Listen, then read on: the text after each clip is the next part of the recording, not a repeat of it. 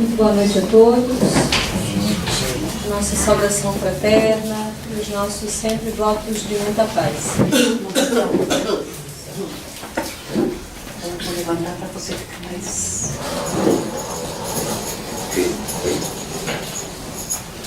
José Herculano Pires, ele escreveu uma obra exatamente intitulada O Centro Espírita, que foi a obra que nos inspirou a trazer essa temática, portanto, nesse dia.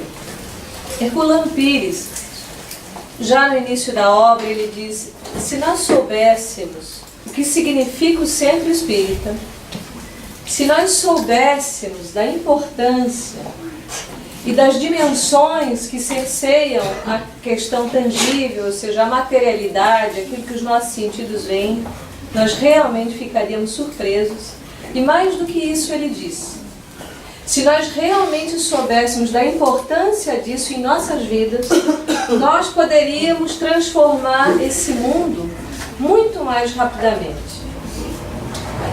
Sueli Caldas-Schubert, quando ela fala acerca das dimensões espirituais do Centro Espírita, também uma outra obra, uma segunda obra que nos inspirou a falar desse tema, ela diz que quando nós olhamos as estruturas do centro, na grande maioria de nós realmente não temos consciência de que aquilo que nós vemos hoje já existia antes.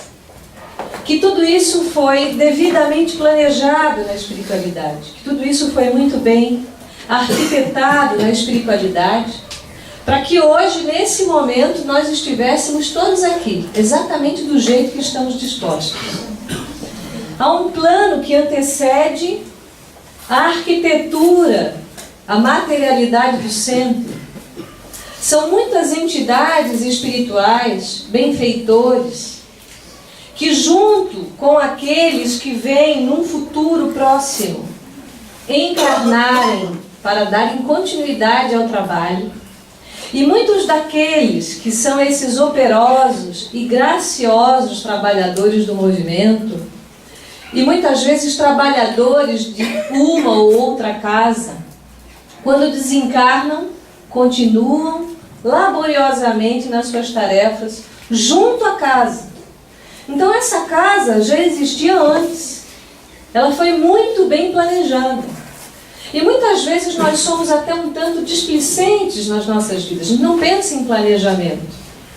Não pensa nem em planejar essa própria, muitas vezes, a nossa encarnação atual. Como que eu quero estar? Em que momento que eu quero estar daqui a 1 ano, daqui a 2 anos? Muitas vezes nos falta esse planejamento. Mas com a espiritualidade não acontece isso. Então, esses obreiros, esses tarefeiros, já criaram esse centro, por exemplo, há muito tempo. Não há 10 anos, não há 20 anos, não podemos precisar. Mas com certeza, muito mais tempo do que essa casa já existe. E eu não sei quantos anos tem a casa. 8. Então vamos imaginar, se a casa Sublime Peregrino tem 8 anos, quantos anos esse projeto foi arquitetado na espiritualidade para que essa casa começasse? Quantos tarefeiros compromissados reencarnaram para que se encontrassem para edificar esta casa? Quantos compromissos foram firmados para que isso hoje existisse? E, logicamente, nós estamos falando aqui dessa estrutura do centro. Então, nós vemos essa arquitetura, mas a arquitetura espiritual vai muito além de tudo isso que nós vemos aqui. Então, muitas vezes nós aqui estamos dispostos no salão das exposições doutrinárias e nós não temos, muitos de nós, mas a grande maioria, não temos consciência do que se passa no plano espiritual nesse momento. Não temos consciência, muitas vezes, do tratamento que nós já estamos recebendo, já desde o momento em que nós pensamos, a partir do momento em que nós endereçamos um pensamento, naquele dia pensamos, bem, hoje eu vou ao centro. Aí já começa toda uma caminhada espiritual, todo um acompanhamento, todo um tratamento. Quando os equipamentos refinadíssimos Porque se hoje nós temos alguma tecnologia, e essa tecnologia nos espanta, né? Vamos imaginar que para uma pessoa interiorana, há uns 100 anos atrás, se você falasse de televisor, essa pessoa ia dizer no mínimo que você está louco, certo? Como que eu poderia ver pessoas dentro de uma caixa? E hoje numa tela, e cada vez mais fina. Isso é a criação desses homens encarnados? Será que essa tecnologia pertence a esse mundo? Não. Essa tecnologia é um xerox, ou é uma reprodução ainda muito grosseira daquilo que existe na espiritualidade. Então, muitas vezes, dentro desse ambiente, particularmente das palestras, muitos equipamentos são implementados, muitas tecnologias muito mais avançadas do que aquelas que nós vemos hoje são utilizadas pelos benfeitores espirituais para que nós nos beneficiemos. Mas o mínimo que a gente faz aqui para alcançar um pouco dessa benevolência divina, o mínimo no caso da palestra é manter a atenção. Porque é essa atentividade que é como que um canal aberto para que a espiritualidade nos atenda. Então vamos imaginar uma sala de passe. Quanto requinte existe num ambiente como esse? Numa sala mediúnica, onde se travam diálogos profundos, diálogos socorristas, com pessoas que desencarnaram ainda perturbadas. Então o Espiritismo e o centro em si envolvem muitas questões.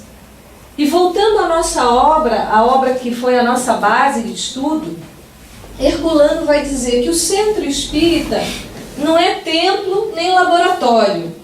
É para usarmos a expressão espírita de Victor Hugo, que é o ponto de ótica. Muito interessante quando Herculano traz essa citação.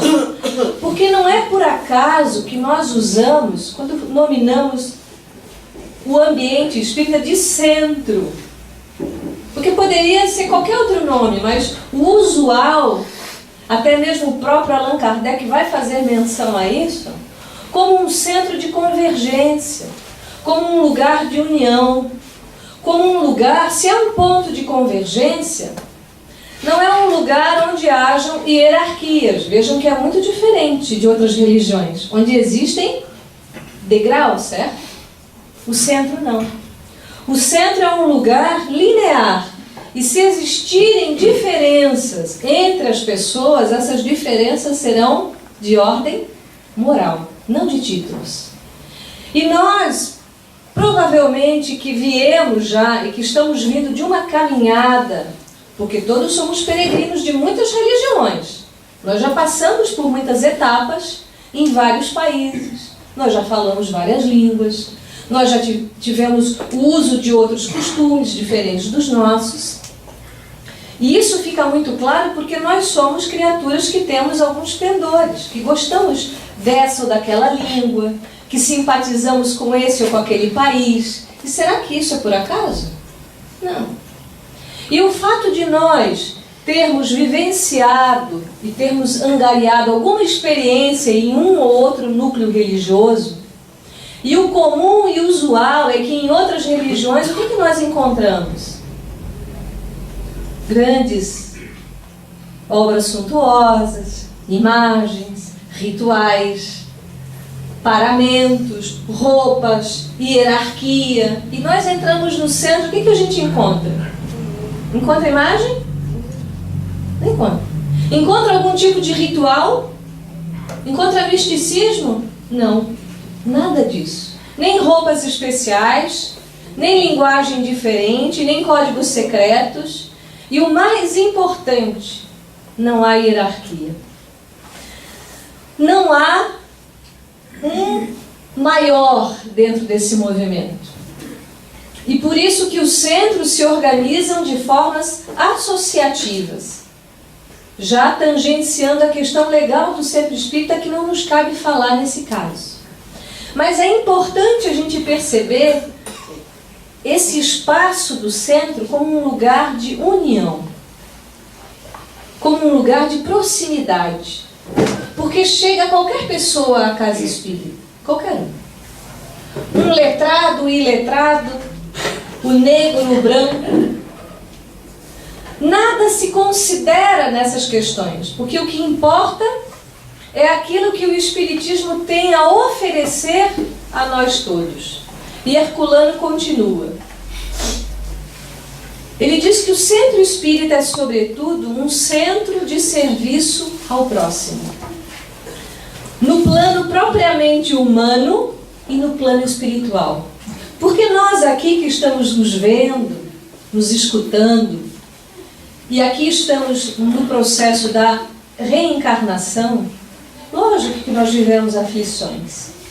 E na grande maioria de nós, o que nos move ao centro espírita são as nossas dores.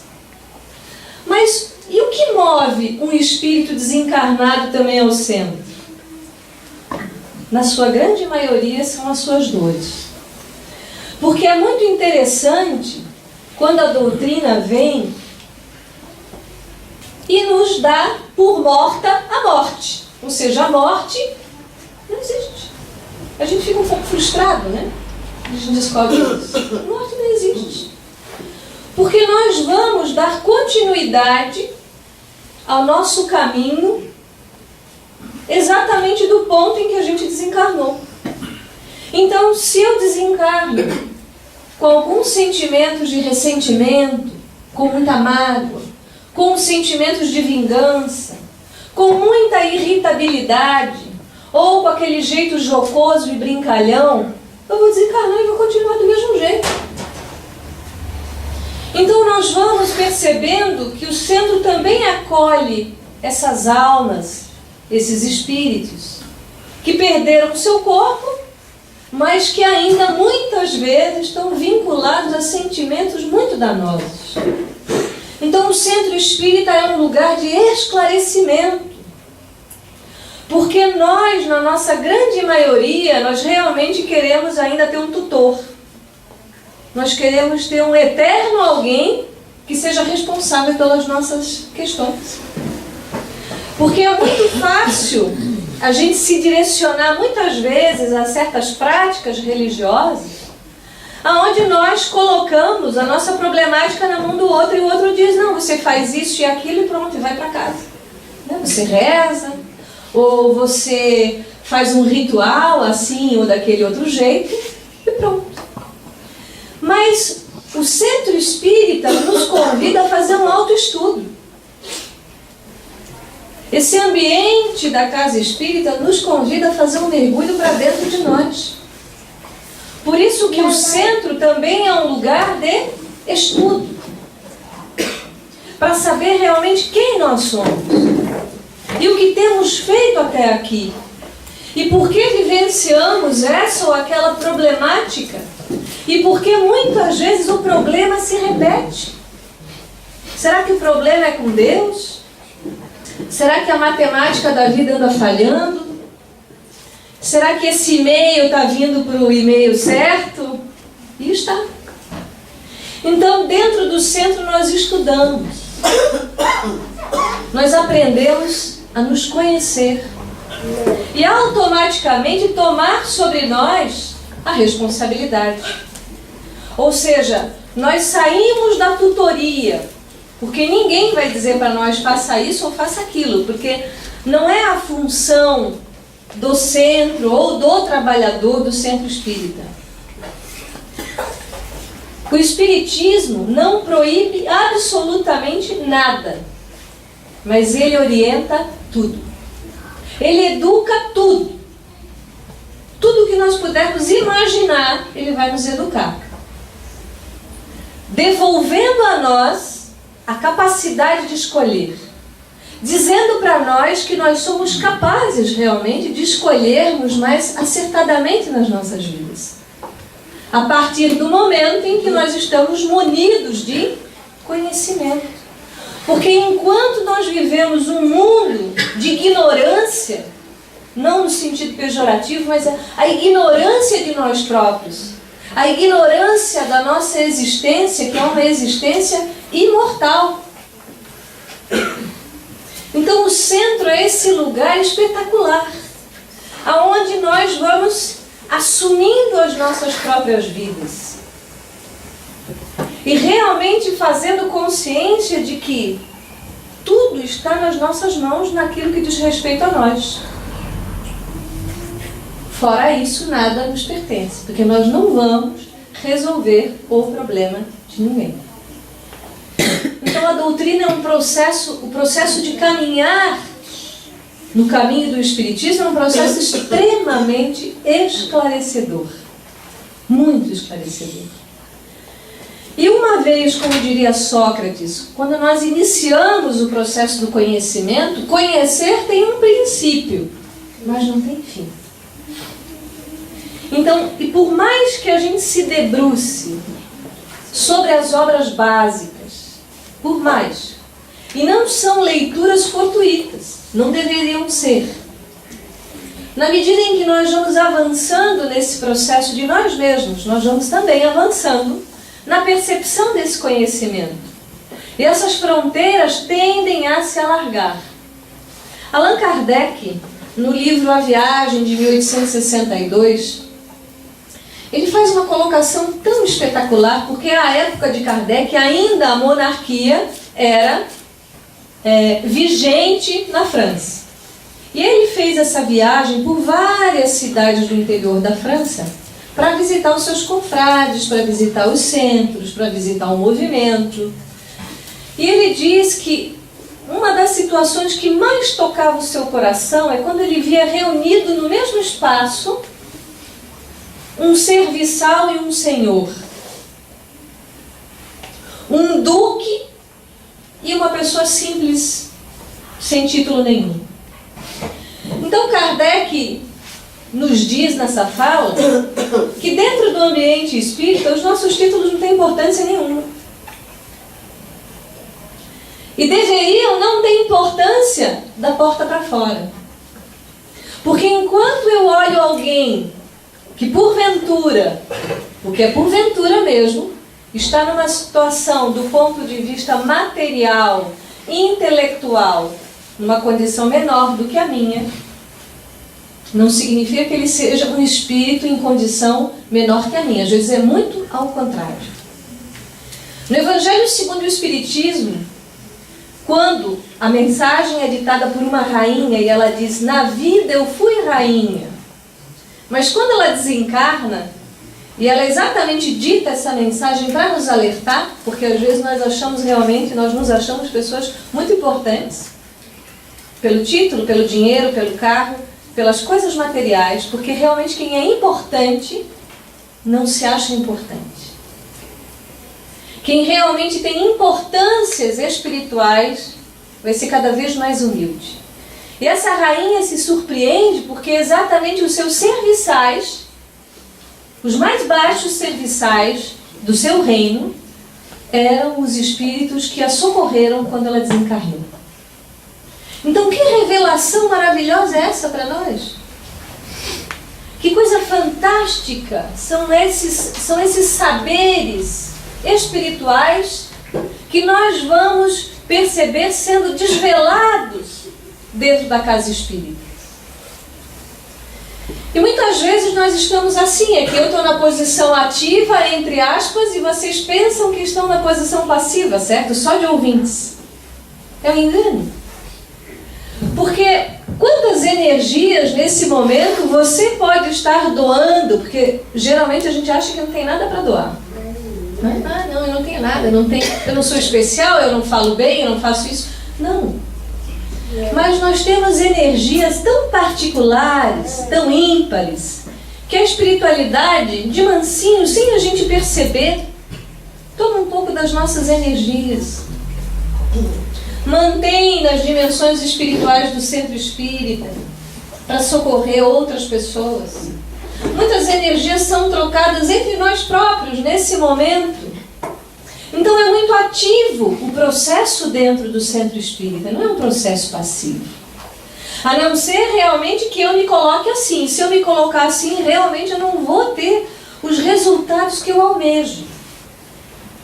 E voltando a Herculano, quando ele diz O ensino evangélico puro, as preces e os passes, o trabalho de doutrinação, representam um esforço permanente de esclarecimento e orientação de espíritos sofredores, de suas vítimas humanas, que geralmente são comparsas necessitados da mesma assistência. Então vejamos, quantas vezes nós viemos ao centro com a nossa reclamação acerca das influências espirituais. Eu estou com um obsessor, né? Eu estou com encosto, sei lá o quê, né? E aí fica a maneira e o trejeito de cada um achar a palavra que se adequa àquilo que você compreende como tal. Mas enfim, nós viemos buscar o centro porque a gente vive um drama, muitas vezes um drama espiritual. E realmente, e particularmente, e já estudei outras religiões também, eu desconheço religião que fale com essa propriedade, sobretudo com a naturalidade, acerca daqueles que já desencarnaram. E daqueles que porventura estejam hoje na condição de espíritos que nos perseguem. Mas Herculano diz, será que nós não fomos comparsas? Será que nós, em alguma existência, não fizemos alguns conchavos? Não prejudicamos alguém e hoje nós sofremos isso? E toda vez que a gente descobre, muitas vezes, o processo da influência espiritual, da obsessão, a gente diz, vai pra onde? Tira esse espírito de mim, da minha casa, do meu trabalho. E toda vez que a gente quer se livrar, é que eles gostam de ficar perto. É uma beleza. Toda vez que a gente pensa, eu não quero mais isso, aí que eles gostam de ficar. Quando nós estamos numa condição de necessidade, qual é a atitude que a gente espera do outro? É de repulsão? Se você chega com um problema e fala para sua amiga, o que você deseja? Que ela te ajude. Então, o espírito obsessor nada mais é do que alguém que precisa da nossa ajuda. Mas e como nós podemos ajudar? Nos esclarecendo, melhorando a nossa postura mental, emocional, melhorando as nossas atitudes no cotidiano, e tudo isso a gente aprende aqui. Porque na medida em que eu melhoro esse espírito que às vezes está reticente no mal, e como diria Jesus a Pedro, eu gosto sempre de lembrar dessa frase, nós erramos muito mais por conta das nossas fragilidades. Não necessariamente porque a gente é deliberadamente alguém voltado para o mal. Mas a gente erra muito mais porque é frágil, porque é fraco. Não porque é essencialmente mal. Porque essencialmente nós somos o quê? Nós somos filhos de Deus. E Jesus diz que nós somos, se nós somos filhos de Deus, a gente é uma pedra? Não, a gente é um Deus em potencial, não nos comparando ao Criador, que é com D maiúsculo, nós somos os seus filhos. Herculano diz que nós pertencemos à filogênese espiritual. Isso é lindíssimo quando ele fala isso, porque a filogênese é o processo da evolução. E lembrando um pouquinho Darwin, que fala que nós somos criaturas que peregrinamos outros reinos, Darwin fala isso, para chegarmos até a condição desse Homo erectus e desse Homo sapiens. Sapiens está faltando um pouquinho para nós, mas essa criatura que nós já nos tornamos. Então ele diz, se nós chegamos à condição hominal, a filogênese espiritual, ele diz, a proposta do Espiritismo para nós é fazer uma evolução, um voo mais alto, aquilo que nós verdadeiramente somos. Então, na medida em que eu melhoro, aquele que caminha no invisível ao meu lado, que é invisível para nós, mas nós para ele não somos, nós vamos melhorando. E chega uma hora que esse espírito, entre aspas, se cansa. Porque ninguém resiste muito tempo ao bem. Ninguém resiste muito tempo ao amor. Ninguém resiste muito tempo à caridade. Ninguém resiste muito tempo à benevolência. É só uma questão de tempo. E dentro do movimento espírita e o centro espírita, ninguém apressa ninguém. Porque nesse lugar nós entendemos que cada um tem o seu passo, que a pressa é única e exclusivamente minha. Eu sim tenho que ter pressa em relação a mim, ao meu progresso, à minha libertação, ao meu conhecimento, ao meu autoconhecimento, a caridade que eu devo vivenciar em todos os momentos que eu puder. Mas em relação ao outro, pressa nenhuma. Nenhuma. Bezerra de Menezes vai dizer no livro, pela psicografia de Chico, o livro chama Caridade, ele diz assim, que amar significa aceitar a escolha que o outro faz, mesmo que ela seja totalmente diferente da minha. Ensinamentos de Espiritismo para nós. Amar é acatar qualquer escolha do outro. Porque eu não posso fazer no outro. Eu não posso fazer pelo outro. Mas na medida em que eu faço por mim, na medida em que eu me edifico, isso causa um impacto no outro, direto. E há um tempo atrás, há muito tempo atrás, um dia no semáforo em Itajaí, e eu sempre procuro abrir a janela do carro para falar com os pedintes. E com as pessoas que estão ali no semáforo. Veio uma moça e realmente não tinha nada para dar. Eu falei, mas lá no centro tal, em Itajaí, assim, assim. E sabe o que ela disse? Ela disse, geralmente, ela perguntou, você é espírita, né? Eu falei, sim. Ela disse, os espíritas geralmente deixam o vidro aberto e conversam comigo. Eu falei, puxa, aumentou mais a minha responsabilidade aí. Porque as pessoas vão fazendo relação. E isso é uma responsabilidade para nós. Porque vai exigir constantemente de nós pequenas melhoras. Não que nós não venhamos a cair, porque ainda nós somos muito fracos. Somos realmente criaturas ainda muito frágeis. Mas a questão não é ficar lá embaixo. É levantar o mais rápido e continuar. Parar de reclamar. Porque se nós sabemos que nós passamos por aquilo que nós criamos um dia na mente, criamos no verbo e externalizamos das mais variadas maneiras na nossa vida e reclamamos da vida que temos. Olha que engraçado. Se a vida que eu tenho é a vida que eu venho criando, se aquilo que me acontece hoje é fruto do que eu já fiz. E em linhas muito gerais, muito embora, nós vamos encontrar espíritos de autoescola, assim como Jesus, que não precisava passar por nada nessa terra. Nada, porque ele era um espírito perfeito, mas sofreu para nos dar um grande exemplo. Vocês imaginem se Jesus se revoltasse com Pedro, que negou ele 3 vezes. Se tivesse um piti com Judas, que entregou ele aos templários. Se ficasse melindrado com as discussões entre os discípulos quando estavam ali discutindo quem ia ser o maior depois que ele fosse crucificado e transcendesse o plano físico.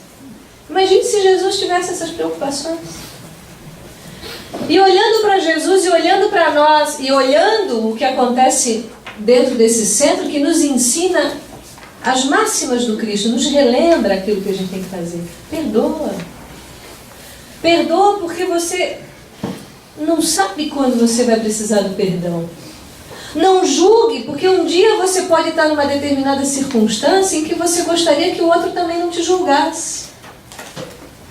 Então, que papel importante tem o Centro Espírita nas nossas vidas, inclusive em relação aos irmãos nossos, evangélicos, budistas, ateus, católicos, maometanos, que tem outras religiões. E Kardec era tão espetacular, continua sendo com certeza uma criatura espetacular, que ele diz que o espírita deveria estudar outras religiões para compreender como os seus irmãos pensam, para desenvolver mais bom senso, para desenvolver mais tranquilidade nas discussões. Porque enquanto o espírita, entre aspas, quer convencer alguém do espiritismo, ainda ele não compreendeu a doutrina espírita. Porque o espiritismo é para mim. É para mim que estou aqui falando e é para cada um de vocês que está ouvindo. Não é para quem está ao lado. Porque no momento em que a gente pensa, puxa, por que fulano de tal não está aqui para escutar isso? Não é ele que deveria estar aqui, é você mesmo. E sou eu mesma que estou ouvindo em alto e bom tom aquilo que falo. Então é para mim. E Herculano vai dizer no seu livro, quando o espírita deixa de ser espírita, ele nunca foi. Nunca foi. Porque uma vez penetrando nesse universo de conhecimento libertador, não tem mais volta. Não dá para voltar atrás. Porque nós vamos nos tornando criaturas com autonomia. Isso não tem preço, gente. Sermos pessoas livres diante das nossas escolhas. O Espiritismo não vem nos dizer ou nos apontar as coisas. Não há isso em doutrina espírita. Vocês podem ler todas as obras básicas. Não há proibição. Há esclarecimento. Porque é só o esclarecimento que vai fazer mudar atitudes. Não adianta eu dizer que fumar faz mal. Não adianta. Um fumante inveterado, junto aos irmãos obsessores que fumam junto com ele, a partir do momento em que ele toma realmente consciência daquele mal que ele está fazendo a si mesmo, realmente consciência, porque uma coisa a gente vê uma tarja, um comercial dizendo que fumar gera câncer. Todo mundo sabe disso, não sabemos? Mas aquele que está envolvido no vício, nós não sabemos o sofrimento que isso é. A dor que isso causa. O que significa uma dependência na vida da criatura física, mais o agravante espiritual. Então, em doutrina espírita, nós alargamos o olhar. Porque essa criatura e cada um de nós vai realmente mudar a partir do momento que se esclarecer. A partir do momento que essa verdade, ela se internaliza.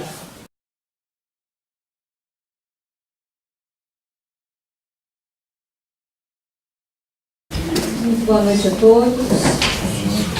Nossa saudação fraterna e os nossos sempre votos de muita paz. Eu vou levantar para você ficar mais...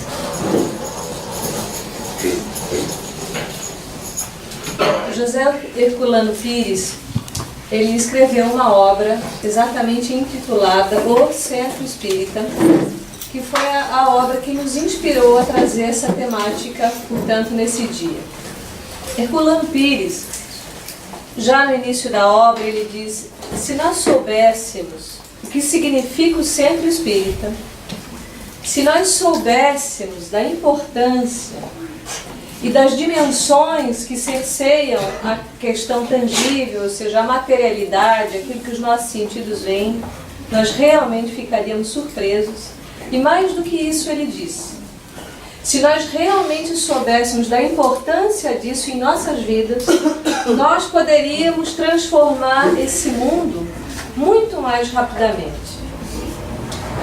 Sueli Caldas Schubert, quando ela fala acerca das dimensões espirituais do Centro Espírita, também uma outra obra, uma segunda obra que nos inspirou a falar desse tema, ela diz que quando nós olhamos as estruturas do centro, na grande maioria de nós realmente não temos consciência de que aquilo que nós vemos hoje já existia antes. Que tudo isso foi devidamente planejado na espiritualidade, que tudo isso foi muito bem arquitetado na espiritualidade, para que hoje, nesse momento, nós estivéssemos todos aqui, exatamente do jeito que estamos dispostos. Há um plano que antecede a arquitetura, a materialidade do centro. São muitas entidades espirituais, benfeitores, que junto com aqueles que vêm num futuro próximo encarnarem para darem continuidade ao trabalho, e muitos daqueles que são esses operosos e graciosos trabalhadores do movimento, e muitas vezes trabalhadores de uma ou outra casa, quando desencarnam, continuam laboriosamente nas suas tarefas junto à casa. Então essa casa já existia antes. Ela foi muito bem planejada. E muitas vezes nós somos até um tanto displicentes nas nossas vidas. A gente não pensa em planejamento. Não pensa nem em planejar essa própria, muitas vezes, a nossa encarnação atual. Como que eu quero estar? Em que momento que eu quero estar daqui a 1 ano, daqui a 2 anos? Muitas vezes nos falta esse planejamento. Mas com a espiritualidade não acontece isso. Então, esses obreiros, esses tarefeiros, já criaram esse centro, por exemplo, há muito tempo. Não há 10 anos, não há 20 anos, não podemos precisar. Mas com certeza, muito mais tempo do que essa casa já existe. E eu não sei quantos anos tem a casa. 8. Então vamos imaginar, se a casa Sublime Peregrino tem 8 anos, quantos anos esse projeto foi arquitetado na espiritualidade para que essa casa começasse? Quantos tarefeiros compromissados reencarnaram para que se encontrassem para edificar esta casa? Quantos compromissos foram firmados para que isso hoje existisse? E, logicamente, nós estamos falando aqui dessa estrutura do centro. Então, nós vemos essa arquitetura, mas a arquitetura espiritual vai muito além de tudo isso que nós vemos aqui. Então, muitas vezes, nós aqui estamos dispostos no salão das exposições doutrinárias e nós não temos... Muitos de nós, mas a grande maioria, não temos consciência do que se passa no plano espiritual nesse momento. Não temos consciência, muitas vezes, do tratamento que nós já estamos recebendo, já desde o momento em que nós pensamos, a partir do momento em que nós endereçamos um pensamento, naquele dia pensamos, bem, hoje eu vou ao centro. Aí já começa toda uma caminhada espiritual. Todo um acompanhamento, todo um tratamento. Quando os equipamentos refinadíssimos, porque se hoje nós temos alguma tecnologia, e essa tecnologia nos espanta, né? Vamos imaginar que para uma pessoa interiorana, há uns 100 anos atrás, se você falasse de televisor, essa pessoa ia dizer no mínimo que você está louco, certo? Como que eu poderia ver pessoas dentro de uma caixa? E hoje numa tela, e cada vez mais fina?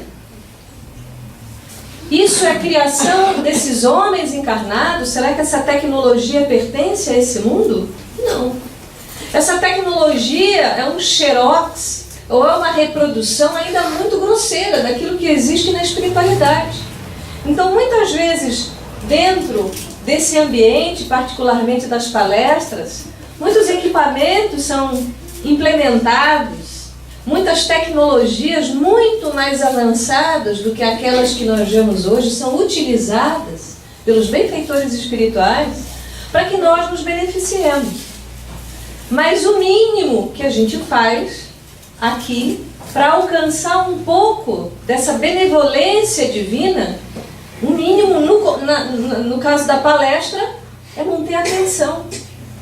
Porque é essa atentividade que é como que um canal aberto para que a espiritualidade nos atenda. Então vamos imaginar uma sala de passe. Quanto requinte existe num ambiente como esse? Numa sala mediúnica, onde se travam diálogos profundos, diálogos socorristas, com pessoas que desencarnaram ainda perturbadas. Então o Espiritismo e o centro em si envolvem muitas questões. E voltando à nossa obra, a obra que foi a nossa base de estudo, Herculano vai dizer que o centro espírita não é templo nem laboratório. É para usarmos a expressão espírita de Victor Hugo, que é o ponto de ótica. Muito interessante quando Herculano traz essa citação. Porque não é por acaso que nós usamos, quando nominamos o ambiente espírita de centro. Porque poderia ser qualquer outro nome, mas o usual, até mesmo o próprio Allan Kardec vai fazer menção a isso, como um centro de convergência, como um lugar de união, como um lugar, se há um ponto de convergência, Não é um lugar onde hajam hierarquias. Vejam que é muito diferente de outras religiões, onde existem degraus, certo? O centro não. O centro é um lugar linear. E se existirem diferenças entre as pessoas, essas diferenças serão de ordem moral, não de títulos. E nós, provavelmente que viemos já e que estamos vindo de uma caminhada, porque todos somos peregrinos de muitas religiões. Nós já passamos por muitas etapas em vários países. Nós já falamos várias línguas. Nós já tivemos o uso de outros costumes diferentes dos nossos. E isso fica muito claro porque nós somos criaturas que temos alguns pendores, que gostamos dessa ou daquela língua, que simpatizamos com esse ou com aquele país. E será que isso é por acaso? Não. E o fato de nós termos vivenciado e termos angariado alguma experiência em um ou outro núcleo religioso, e o comum e usual é que em outras religiões, o que nós encontramos? Grandes obras suntuosas, imagens, rituais, paramentos, roupas, hierarquia. E nós entramos no centro, o que a gente encontra? Encontra imagem? Não encontra. Encontra algum tipo de ritual? Encontra misticismo? Não, nada disso. Nem roupas especiais, nem linguagem diferente, nem códigos secretos. E o mais importante, não há hierarquia. Não há um maior dentro desse movimento. E por isso que os centros se organizam de formas associativas, já tangenciando a questão legal do centro espírita, que não nos cabe falar nesse caso. Mas é importante a gente perceber esse espaço do centro como um lugar de união, como um lugar de proximidade. Porque chega qualquer pessoa à casa espírita, qualquer um. Um letrado, iletrado, o negro, o branco. Nada se considera nessas questões, porque o que importa é aquilo que o Espiritismo tem a oferecer a nós todos. E Herculano continua. Ele diz que o centro espírita é, sobretudo, um centro de serviço ao próximo. No plano propriamente humano e no plano espiritual. Porque nós aqui que estamos nos vendo, nos escutando, e aqui estamos no processo da reencarnação, lógico que nós vivemos aflições. E na grande maioria de nós, o que nos move ao centro espírita são as nossas dores. Mas e o que move um espírito desencarnado também ao centro? Na sua grande maioria são as suas dores. Porque é muito interessante quando a doutrina vem e nos dá por morta a morte. Ou seja, a morte não existe. A gente fica um pouco frustrado, né? A gente descobre isso. A morte não existe. Porque nós vamos dar continuidade ao nosso caminho exatamente do ponto em que a gente desencarnou. Então, se eu desencarno com alguns sentimentos de ressentimento, com muita mágoa, com sentimentos de vingança, com muita irritabilidade, ou com aquele jeito jocoso e brincalhão, eu vou desencarnar e vou continuar do mesmo jeito. Então nós vamos percebendo que o centro também acolhe essas almas, esses espíritos, que perderam o seu corpo, mas que ainda muitas vezes estão vinculados a sentimentos muito danosos. Então, amigos, obrigado por terem assistido esse vídeo. Se vocês gostaram, cliquem no polegar para cima que está aqui embaixo. E também no botão inscreva-se, que está desse lado. Assim, sempre que vocês entrarem no YouTube, receberão notificações de vídeos novos e estarão ajudando a continuarmos divulgando os conhecimentos espíritas na rede. Muito obrigado.